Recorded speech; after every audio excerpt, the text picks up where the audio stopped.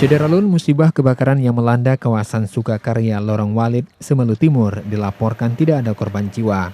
Musibah kebakaran yang terjadi sekitar pukul 10.30 WIB Minggu 27 November 2016 menghanguskan 5 unit rumah semi permanen milik warga setempat.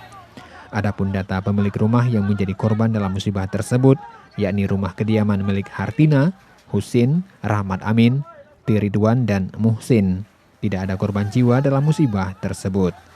Dalam musibah kebakaran itu, 2 unit mobil pemadam kebakaran milik BPBD Semelu dan dibantu ratusan warga ikut membantu memadamkan api. Belum diketahui penyebab pasti kebakaran melanda kawasan itu.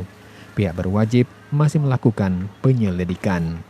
Dari Semelu, Sari Mulyasno, Serambi On TV.